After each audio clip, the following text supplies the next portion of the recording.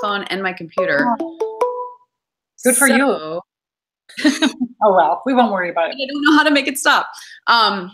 Cool. So I had one other thing I was going to say about the conversation, just as like a good to keep in mind. And I didn't hear how long you had. It cut out. Yeah, I have until 3 p.m. Okay, that's the clock's behind me. I have that too. Okay, perfect. And it probably won't even take that long. Right. Okay. So I am here today with life and retirement coach Karen Carr. She's the founder of Revitalize Life Coaching and Retirement Coaching. Or does that sound good? I'll say it again. I'm here today with Karen Carr. She is a life coach, a retirement coach, and the founder of Revitalize Life and Retirement Coaching. Hey, Karen. Hi, Amanda. It's great to be here. Thank you so much for spending the time with me today. I can't wait to get into some of these really interesting questions about your practice. So my first question is, how did you come to the idea of retirement coaching? And what is unique today about sort of what the, Karen, I'm not doing well. This is called practice. Yes. Okay. So what I'm asking is, how did you come to retirement coaching in the first place? Is this sort of a unique time for baby boomers? And how are you sort of uniquely qualified to talk to people that are thinking about retiring? Great questions. And I started coaching 17 years ago this month. And I started out as a parent coach. I worked with a marketing professional. She was very creative, and she helped me. She insisted I choose a niche. Even though I thought I want to be a life coach, I want to help people through transformational times. And life is change. Change is wonderful and necessary, but it's not always easy, which is why I love being a coach, helping people ease transitions. So I started off, all my confidence was around parenting, but actually even back then in 2001, my first 2 clients hired me to help them think about and plan for retirement. One of them was a teacher. She was going to retire 3 years down the road. The other one was an attorney who had to retire because of a medical issue.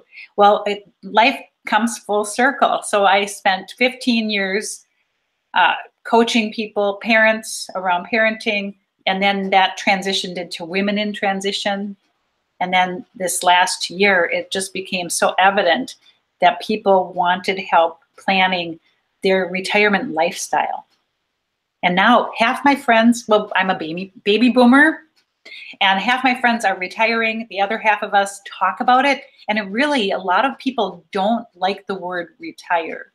Why do you think that is? Oh, it's, I think maybe they see their grandparents who just went fishing and, started wearing house coats. I don't know, but they like the idea of continuing to be active and engaged. That's what I hear from people now.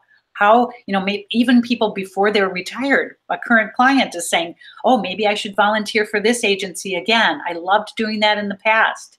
So the people who want retirement coaching are really people who want lifestyle coaching. Fantastic.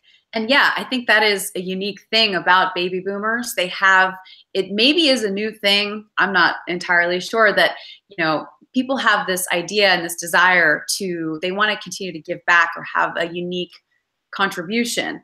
Maybe it's a more entrepreneurial spirit among baby boomers, but I think that is a really great concept you've tapped into. So I guess my next question is, why does your typical client come to you when they come to you for retirement coaching? Where are they in the process? That is also a really good question, because I can't even predict that. Some people want to retire, but they haven't been able to for themselves. Maybe they're single and they want to travel more, but they can't picture themselves traveling without a partner. So in some ways, it's like the chicken or the egg. Do they want some relationship coaching along with the retirement coaching? And I definitely take them there. I want them to focus on, what makes them happy today, and what are those things they visualize for their retirement, and how can we pull those pieces in to their current lifestyle, just one small shift at a time. And it's very fun. Super. Well, it sounds like too, that's really interesting. So the specialization in relationship coaching, for even though your retirement is already a specialized coaching practice, within that you have other specialties. So I think relationships, what else falls into that? I know you have some background in health and wellness. Is that true? It is true. Yes. So people, if one of my clients, actually this happened last year, he said, "Oh, my wife and I just hired a nutritionist." And I thought, wow, okay, because I can help people think about their own values. And if their values are healthy living and healthy eating, we can go there, coach and client. We don't need a nutritionist unless they're lacking some sort of information. Most of us know everything we need to know to take that next step into making our lives more purposeful and more fulfilling. But the coaching helps people clarify their vision. So, yeah. Yeah, sorry. No, I know. You asked me the question. I kind of am pretty abstract random sometimes. No, it's great. So yeah, I was along those lines. I would imagine that people, I mean, maybe one of the things they come to you is, hey, I want to feel a certain way, or I want to be happy. Would you say people come to you with a specific goal in mind, or a feeling, or how does that play out? I would say, thinking just about my current clients, there are people come to me even if they feel like their life is full, but they want someone to encourage them, guide them, give them some feedback on their own thinking, because that's where health and wellness comes in also. I do have a background as well of, I'm a person in long-term recovery. So that means that 4.5 years ago, I decided that I would no longer ever drink any alcohol because it wasn't a friend to me. And that really opened up some wonderful possibilities in my life. And in addition to helping clients who come with questions about and concerns about loved ones or even themselves, if they're feeling like they're addicted to something or drinking too much, or somebody else is drinking a lot. So instead of just sharing my story, I can give them a lot of resources, because I've also done some recent recovery coaching, which has been really a great inspiration for me. That is fantastic. So in addition to all of this coaching experience, you are also on paper, you have your master's in education. You're a CTI certified coach. And then you're also ICF credentialed. So people can sort of rest assured you also have all of that on paper, plus all of this coaching experience. And then you have the life experience. Which of these areas, I mean, I wanted to sort of let you talk about all of these areas, but I guess I wanted to hear a little more about your life experience and what led you to coaching in the first place. Oh, good question. Once again, Amanda.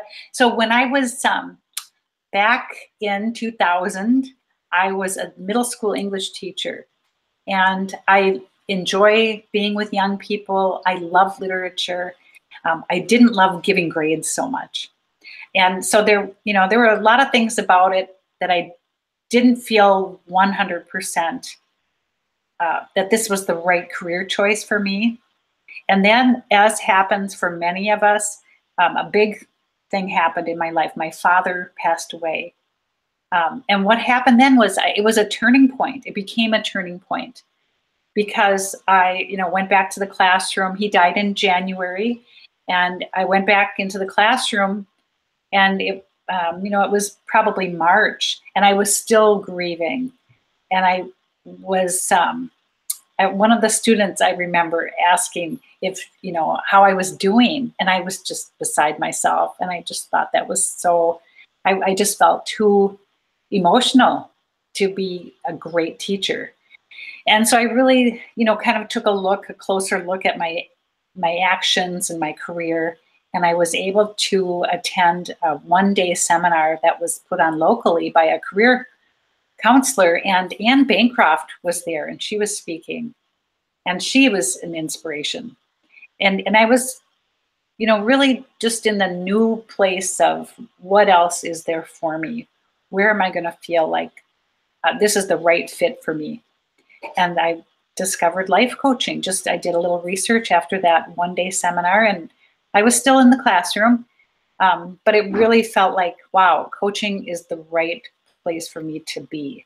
And I just love it. I'm very enthusiastic about it. It really helps every individual, whether they're feeling like they need help or they're feeling really successful and want to maintain that sensibility of they're in the right place. I like the question, am I all in? Are you all in? That's when you feel good and purposeful. Oh, I love that. That is fantastic. And that story is really powerful because that's a universal story. I think when, someone experiences a loss, grief over the loss of a loved one, the loss of their own health. I mean, we grieve all kinds of different things. And it can kind of, I think, give us purpose, really. I mean, shedding something it can give us a purpose and a heart, to serve others. And it sounds like, that's what I mean, it actually benefited you to go through that really painful experience. So I really appreciate you sharing that. Hopefully that helps other people going through a tough time to know that there's, a light at the end of the tunnel. Mm-hmm. Good. The other thing I was wondering about is, of course, there are alternatives out there to coaching, right? There is, of course, therapy. We've all heard of people who've been in therapy for years. And these days, there are a whole host of sort of self-help programs you can take online. I've even heard people say, why should I hire a coach? I have all of these friends and loved ones who support me. So what would your answer be to people who are looking at other alternatives? I believe that resources are important and useful, and I'm a very resourceful person. And I also know that the people closest to us don't really want us to change. They love us for who we are. So it's hard to talk about change with those people because coaching is more about feedback, reflection, and also really going deep and wanting to make a big change. And people that benefit the most from coaching, I believe, are ready to make a big change. Maybe they've even put it off for years, but when they're ready and they hire me, it helps. I can guide them along the path and then hold them accountable to what they say they want more of in their life. So it's kind of scary. It's also very exciting and rewarding, where, I want people to talk to their loved ones. I want people to, if people are feeling extreme hopelessness, I do believe in therapy because I'm not a trained therapist. And yes. My next question actually is, what would you refer someone elsewhere for? Pardon me? Oh, I'm sorry. So my next question was, if someone comes to you for coaching, when would you refer them to someone? Oh, we're going to cut this part of the interview out because my friend. Basically,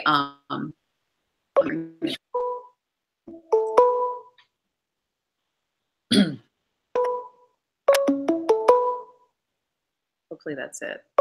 No. I gotta figure out how to pause that. It's the Google, it's a Google service where you can connect everything, and it's actually come in really handy. It's, my husband and I actually own a couple of different companies, and so they all ring through to us. So great. So don't miss a call. So, so my next question was, if someone comes to you, let's say they're depressed or they have childhood issues, it sounds like that's something you would refer someone elsewhere to be treated. Yes. And and I talk to people about that because I trained in the coactive model. So it isn't about me having any answers, but I do have a lot of knowledge and technique. So it's about what's going to work best for them. And if someone says something where it sounds like there's some emotional baggage and that they're ready to clear out, I'll ask them if they feel like they need to talk to a therapist or a psychologist or a psychiatrist. And so I have, a real short tool that's useful for that. And then I also tell them many people have a coach as well as a therapist. I mean, when people, like said, if they're ready to make a big shift, there's nothing wrong with having a lot of solid professionals on your team.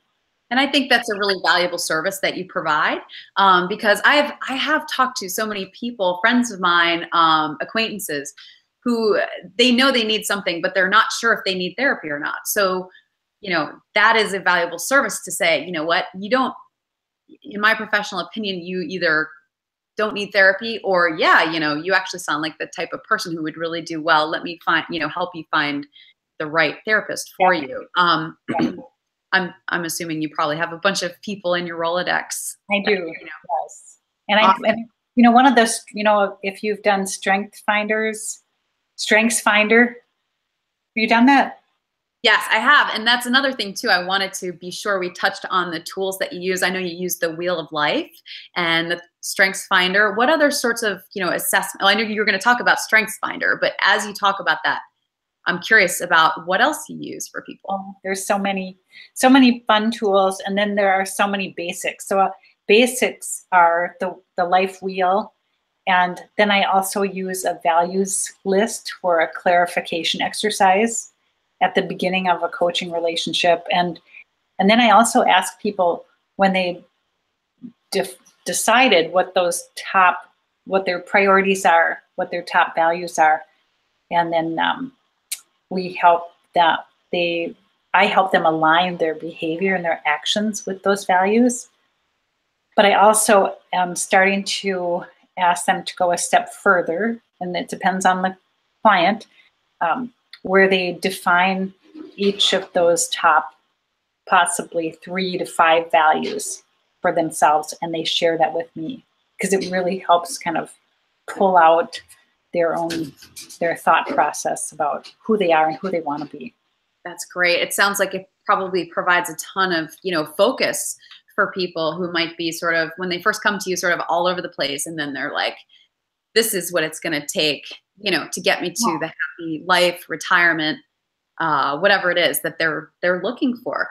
The other thing I love that I think I heard you say is that if we look to other people that are already in our lives, chances are they might be sort of invested in the outcome of whatever advice they give us. And so they might not be very impartial advisors, even though they do have our best interests in mind. So I'm hearing you say you are sort of an advocate for people who might be sort of, looking for that.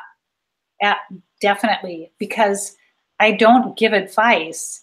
People think I do, even when they're working with me. They say, oh, this is something you said I should do. I don't believe in shoulding anybody, much less ourselves. And so what they hear is a suggestion. So there's always an opportunity to say, that's not going to work for me, or to say yes to something. They make a commitment, maybe a week later, if they didn't follow through on their commitment. It's not a matter of right or wrong. It's, okay, what happened? Let's take a look at do you want to re-gear this? Do you want to continue to work on that? Do you want to shift gears?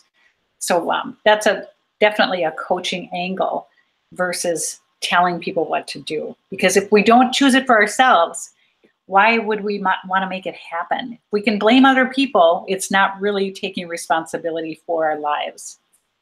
That's fantastic. And I think it's, all too often we as people, we might be at the mercy and we might not even realize it. And we don't realize maybe why we're unhappy, but it is because we're letting other people determine our fate, perhaps. So with that in mind, I want to get from you, Karen, what is your number one tip for people that want to retire happy? Boy, number one tip. Oh my gosh, Amanda. All right. Well, can I tell you a quick story first? Absolutely. Let's do it. Okay. So this is one of my favorite coaching stories. Comes from coaching a college student. Her mother hired me to coach her. We only coached, I think, for 6 phone sessions. And she made a 180-degree shift in her thinking and her decision making. It was so gratifying because when she first came to me, she told me she was a junior. She needed to declare her major. She was torn because she believed her parents wanted her to choose a certain field. Her boyfriend wanted her to choose a certain field. But through our process of coaching, and she agreed to do some basic follow-throughs on some assignments. And one of those was to talk to someone in the department that she chose. And by the end of our coaching, a month and a half later, she had a mentor, and she was ready to declare her major in something that really, she was so passionate about it. And it was like a no-brainer. So that's what I want people to go through, that be willing to go through that process where, even this next decision, it's a no-brainer because I feel so right about it. So I guess a tip could be to tell me your question again. We can come back to it, but I actually this one and one more question. So Okay. It's just a number one, maybe just a tip or some sort of hidden gem that you've uncovered regarding retirement coaching, that you've seen. Because I know, for example, you brought to my attention, we have this relationship. I've been getting to know you over the past few months, and you brought to my attention that people are most susceptible to death at 2 times in their lives. One is something like the year after they're born, and the other is the year after they retire. The other thing you told me was about substance abuse among people that sort of exponentially rises after they retire. And after we talked, I actually looked up some articles on that. And this is like a documented fact. So Yeah. those are negatives about retirement. I want you to tell me, if you could, sort of a tip or a trick or a life hack maybe for people that are thinking about retirement. Of course, we know that retirement coaching is going to help. But do you have a tip or something that people might not realize about retirement? Boy, that's the thing about coaching. It's such a process. And so I would say to be open to doing something different. So pushing themselves a little bit outside of their comfort zone, but at the same time, really going with their heart, knowing, okay, I'm going to do this one thing just for myself. So maybe my tip would be that wonderful phrase, asking themselves, how am I practicing extreme self-care? It's kind of a big deal because people don't want to be selfish or appear ego-driven, and yet it really is about nurturing ourselves. So even in a career, they might be helping other people, and then all of a sudden in retirement, we have to come first. Like you said, it's about wellness and health, and to take good care of ourselves, to not be afraid to do one new thing that's going to nurture us, maybe nurture our hearts. It sounds a little bit soft, but I like it. I think, though, what you're saying is people might not be in touch with maybe that one thing that really makes them tick or turns them on or makes them happy. And maybe retirement is the time to tap into that. And you can help them figure out what that is. Yeah, definitely. Yeah. What better time, if not now?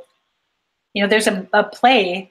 I can't remember I think it was Richard Dreyfuss on Broadway or something, and they probably made it into a movie. And I think it's called Whose Life Is It Anyway? And the guy is on his deathbed. It's like, okay, yes, we have to quit letting other people decide for us what's best for us. But then it's not easy to get in touch with that if we've never done that. So be ready to be reflective and not run away from some positive stuff. Awesome. Yeah, I heard somebody say, like, ask your, 99-year-old self. Like, if whenever you're making a decision, right? It's like, okay, if I'm 99, am I going to look back on this and wish I had, taken the trip or booked the appointment, or, ask her, she knows. Yeah. Right? Yeah. And that's part of a visualization I do also with people is, if we're sitting on the front porch and maybe I'm 102 and you're 99, and we're in rocking chairs, and are we ready to go?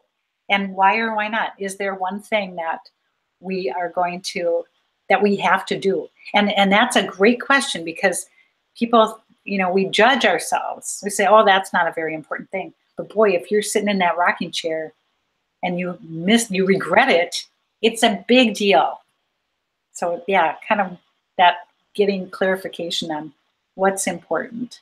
I love the idea of living life with no regrets. That is fantastic. And along those lines, I wanted to ask you as the final question, what do you love most about retirement coaching, you personally? What do I love most about retirement coaching?